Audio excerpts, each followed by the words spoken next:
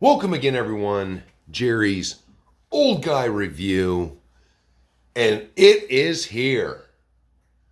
Now, I know you guys are saying, well, it was in the last video. Well, now it's on the bench all by itself. The FMS mashigan.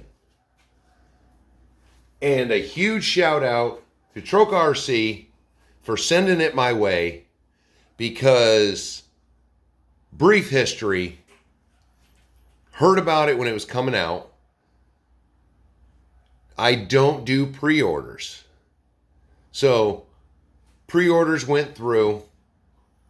Then I put it in my cart. Put it in my cart and waited for 3 days. I was looking around for some other stuff. Wanted to make one purchase at one time. Go in, find my items. Was going to have a hootenanny with this truck. And it was gone. Out of my cart. No sorry. You know, usually A-Main, if something gets taken off of their list, they send you an email. Nothing. No word. Looked around. They were gone from everywhere. And months went by. And then lo and behold, they started having them at some of the Chinese webs. And I'm thinking, I haven't gone to any of these sites except for Banggood. And of course, Banggood didn't have it. So, kind of put it to the back burner. The FJ40 came out. Heard good things, heard big things about it. So, I was going to get that one instead. Which, beautiful truck too. But, being that I'm a CJ guy, not a whatever J's they have up to now, the mashigan is a YJ. And let me break all the anti-Dodgers, the purebred Jeepers. This truck is called the mashigan because Chuck Mashigan designed it. Chuck Mashigan worked for AMC. AMC, the late 70s, was under fire because the little SUVs were getting real popular with the kids and they were rolling them. And the government was cracking down on all the small little SUVs, throwing all kinds of regulations and this at them, unless they did something different. So Chuck sat down, because he'd also designed the CJ7, and took a CJ7, kept the body the same, they lengthened it a little bit, and they made it a bit wider. And because they didn't want the confusion with the CJ, they changed the grille. The square headlight that the Jeepers ragged on Dodge about. And then Dodge, they got ragged on so hard by the mid-2000s, that's when they brought the round headlights back. But of course, Jeeps nowadays are luxury items. They are not the pedigree of this truck. 3 engine options. You had the 4-banger and you had 2 6s. You could get the straight 4.2 V6, or you could get Dodge's new 4.0 high output, which put it up to almost 200 horsepower. Not bad, except for the fact it was a cast iron block and aluminum heads. And, you know, somebody who knows about metal knows they have 2 different heat ratings. You know, not the best idea. My 89 Cherokee, the head warped. That's what they did. The heads were aluminum. They warped. And you had to buy new heads for them. Garbage. But back to the FMS. As I mentioned in the earlier video, I don't know what is wrong with Dodge.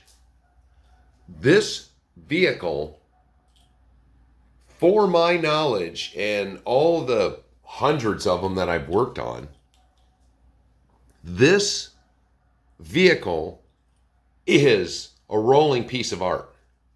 You do not come much closer with a vehicle to replicate the one-to-one than FMS did with this truck. They sat and did their homework. They even, with the roll bar removal so you can fold the windows down, there is so much CJ-ish items on this truck. I don't feel like I'm cheating on it with it. Square headlights, yeah, I didn't care. Once they dropped CJ, I've never owned any of these Jeeps. But if they would have made a plastic wheel in the shape of the OG wheel, instead of, they reused what they had, which for $349, I mean, what the heck? For some reason, the steering radius seems better than it does on the Atlas. It just looks fabulous driving around. And as you can see, what I did with this was, the top's okay, but I took it off because my action figure, G.I. Joe, his head sticks up a little bit. But let me pull this out for attention to detail. So this hard top with the nub, which even doesn't even have that kind of door on it. This is more like a CJ hard door, a complete hard door. Whoa, finger. That mold. I mean, that is molded from an actual real life Jeep top. I mean, you got the vents. It's got the molded vents in it.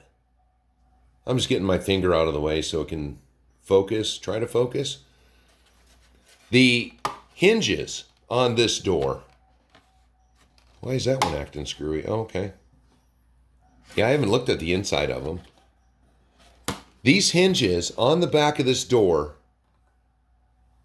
doom, boom, those look just like the real hinges. They got the hinge covers on them that you had to take off to get to the bolts. The detail just, to me, is ridiculous. We're going to get into some of that on the actual truck. So what I'm going to do with this truck is I'm going to try to change out little bits here and there just to make it my own. The European style front license plate is going to go because that is just weird.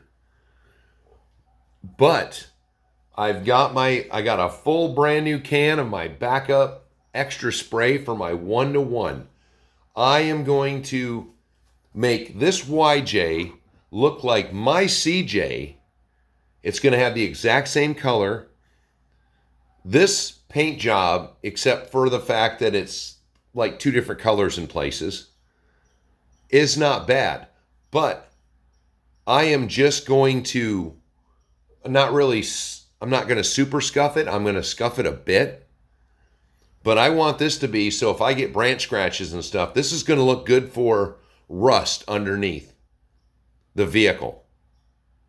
Which, unlike some of the Jeep parts nowadays, mostly metal was on this. We're going to do the fender flares because God knows I can't believe why they made this truck so beautiful. Painted that little black piece for the step, but didn't do the fenders.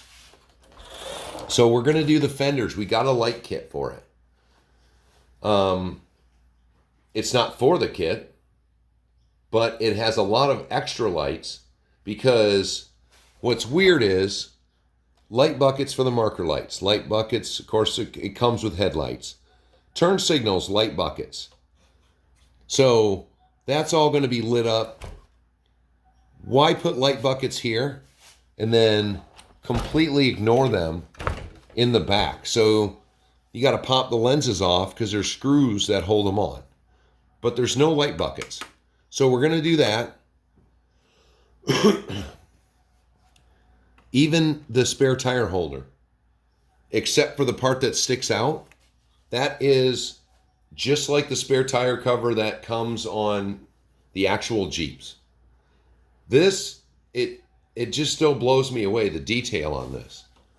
Now, from the pictures I found, this looks basically like an 87 because the 87 had this lower piece with the step on it. So, oh, I wonder if you can see that. This is darker than this. Let me see. RC Crawler It. Giuseppe, I believe, is in Italy. I'm going to have to buy some emblems from him. He's got an emblem kit for this, so I can have the Jeep emblems on it. And, God, Pez would watch this video and just laugh at me because I'm legitimately going to go buy Wrangler emblems. Jeez. And, yeah. If you remember any of my workbench, let me see if we can zoom over there to my, oh, you can't really see it. But it's right about there on my shelf. He 3D printed me a nice Wrangler emblem that I had to hang up there because not a big fan of the word Wrangler. But if somebody's going to take the time to play that kind of joke for me, I'm going to put it up there. So, back to this beautiful thing. A lot of these bodies, FMS with the Blazer, makes weird bits and pieces. But even the lip that goes around for where the hard top, this whole back piece with this lip for the door is just like on my CJ, except for my door goes down, folds down. Just that lip, because that's where the top sits perfectly, so it's perfectly smooth. I mean, and then they got the door sill, where on this type of door, you'd have a soft top. Now, they didn't scale in any of the holders that you would put it on, but wait a minute, I didn't even bring my light over here. Well, that's rude. Because I'm going to bring an extra light source. Let me get my coffee too. I'm parched. So, let's zoom in here real quick and let's see if I will need my extra light source. Maybe not. So, this door handle. Wow. What are you seeing that you're giving me such a... There we go.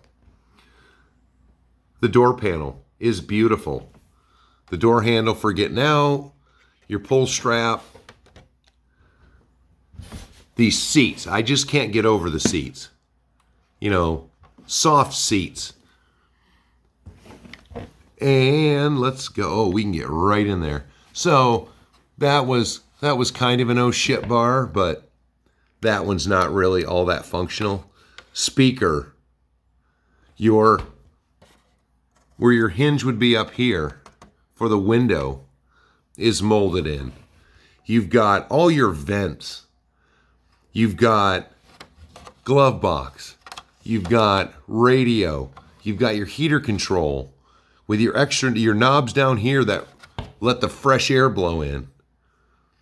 The shifter to me is a little bit short, but all the gauges, the gauge cluster on the dash is correct. You've got your tilt steering wheel arm. Ooh, thumb's right in the way. You've got your turns. Well, wait a minute. Oh, you got extra knobs. Oh, this one must have cruise control on it too. Yeah, but you even got your little gauge behind the steering wheel right here where your warning lights would come on. You've got, down here by your vents, you've got toggle switches on both sides. All your appropriate pedals. I mean, this is center console with your cup holders. Squishy seats. Just cracks me up. You know, and then more than likely I might just take that out, but who knows? But just the details. You know, this rear bumper is weird. You got the hooks on it. You've got nothing on the front. Oh, the Michigan license plate is correct back here. You've got, I looked on the FMS website.